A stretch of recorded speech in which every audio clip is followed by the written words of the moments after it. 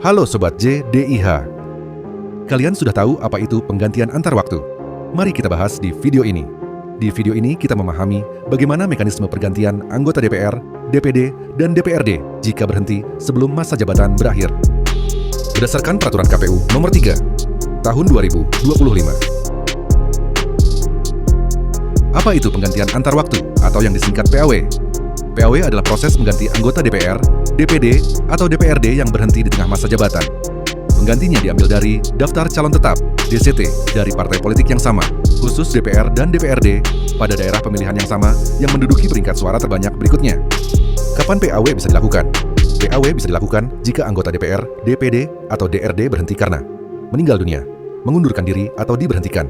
Diberhentikan bisa karena tidak dapat melaksanakan tugas 3 bulan atau lebih, melanggar sumpah, janji dan kode etik, dipidana dengan ancaman 5 tahun atau lebih, diusulkan partai politik, tidak memenuhi syarat sebagai calon, melanggar larangan dalam undang-undang, diberhentikan dari parpol, serta jika menjadi anggota parpol lain.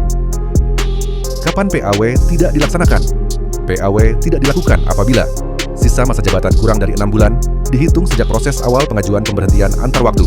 Kursi tersebut dibiarkan kosong hingga masa jabatan berakhir. Bagaimana alur pengajuan PAW? Pimpinan DPR, DPD, atau DPRD menyampaikan surat permohonan PAW kepada KPU. Dilanjutkan verifikasi dan klarifikasi, kemudian menyampaikan nama calon pengganti kepada pimpinan lembaga. Siapa yang berhak menjadi pengganti? Calon pengganti antar waktu diambil dari DCT pemilu terakhir, dari partai dan dapil yang sama, serta memiliki suara sah terbanyak urutan berikutnya. Jika suara sah sama banyak, penentuan berdasarkan persebaran suara paling luas. Jika masih sama, didahulukan calon perempuan. Bila tetap sama, melihat nomor urut dalam DCT. Bagaimana jika tidak ada calon di dapil? Jika tidak ada calon di dapil tersebut, pencarian dilakukan berjenjang pada dapil berbatasan langsung, lalu dapil dengan penduduk terbanyak, hingga dapil lain dalam wilayah yang sama. Calon PAW dinyatakan tidak memenuhi syarat apabila meninggal dunia, mengundurkan diri, tidak memenuhi syarat sebagai calon, terbukti melakukan politik uang atau pemalsuan dokumen, diberhentikan dari parpol, menjadi anggota pengurus parpol lain.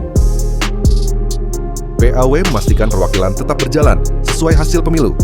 Baca peraturan lengkapnya di JDIH-KPU. Sobat JDIH, untuk informasi seputar hukum, follow media sosial JDIH KPU Kota Tarakan.